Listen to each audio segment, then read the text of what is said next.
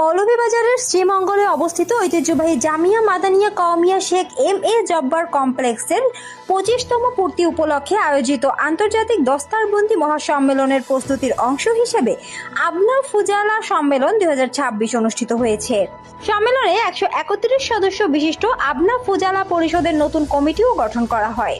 বুধবার সকাল 11টায় মাদ্রাসার হযরত বিলাল রাদিয়াল্লাহু মসজিদে অনুষ্ঠিত এই সম্মেলনের আয়োজন করে প্রতিষ্ঠানের অরাজনৈতিক সংগঠন আবনা ফুজালা পরিষদ।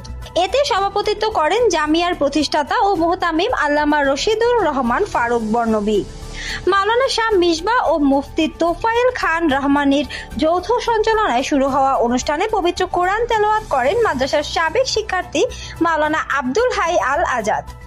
স্বাগত বক্তব্যে শেখবাড়ি জামিয়ার নির্বাহী মুহতামিম হাফেজ মাওলানা শেখ আহমেদ আফজল বর্ণবী বলেন, প্রতিষ্ঠার পর থেকে দিন শিক্ষা, আদর্শিক নেতৃত্ব ও সমাজসেবামূলক কর্মকাণ্ডের মাধ্যমে শেখবাড়ি জামিয়া একটি স্বতন্ত্র অবস্থান তৈরি করেছে।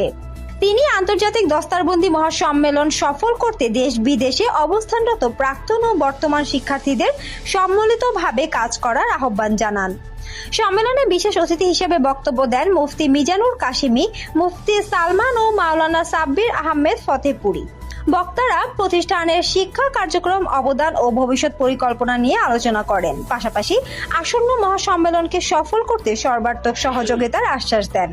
সভাপতির বক্তব্যে আল্লামা রশিদুর রহমান ফারুক বর্ণবী বলেন, 25 বছরের পথ চলায় শেখবাড়ি জামিয়া হাজারো আলেম, হাফেজ ও দ্বীনী কর্মী তৈরি করেছে। এই প্রতিষ্ঠান শুধু শিক্ষাদানের মধ্যে সীমাবদ্ধ নয়, বরং দ্বীন, নৈতিকতা ও মানব কল্যাণের আদর্শ প্রতিষ্ঠায় কাজ করে যাচ্ছে। তিনি আরও বলেন, আগামী আন্তর্জাতিক দস্তারবন্দি মহাসম্মেলন জামিয়ার ইতিহাসে একটি গুরুত্বপূর্ণ মাইল ফলক হবে। এই আয়োজন সফল করতে প্রাক্তন শিক্ষার্থী, বর্তমান শিক্ষার্থী, অভিভাবক ও শুভানুধ্যায়ীদের সম্মিলিতভাবে কাজ করতে হবে। সম্মেলনে দেশের বিভিন্ন অঞ্চল থেকে আগত শতাধিক প্রাক্তন ও বর্তমান শিক্ষার্থী অংশ নেন। এ সময় তারা শিক্ষা জীবনের নানা স্মৃতি তুলে ধরেন এবং প্রতিষ্ঠানের উত্তরোত্তর সমৃদ্ধি কামনা করেন। বক্তারা বলেন, শেখবাড়ি জামিয়া তাদের জীবন গঠনে গুরুত্বপূর্ণ ভূমিকা পালন করেছে এবং ভবিষ্যতেও প্রতিষ্ঠানের উন্নয়ন ও দ্বীনী খিদমতের কাজে পাশে থাকবেন। সম্মেলনের এক পর্যায়ে 131 সদস্য বিশিষ্ট আবনা ফুজালা পরিষদের নতুন কমিটি গঠন করা হয়। এতে হাফেজ মাওলানা শেখ আহমেদ আফজল বর্ণবীকে উপদেষ্টা, হাফেজ মাওলানা শেখ আব্দুর রহমান আরজাদ বর্ণবীকে সভাপতি, মাওলানা আব্দুল মুত্তাকিরদেরকে সাধারণ সম্পাদক এবং মাওলানা আজহার আলীকে সাংগঠনিক সম্পাদক মনোনীত করা হয়।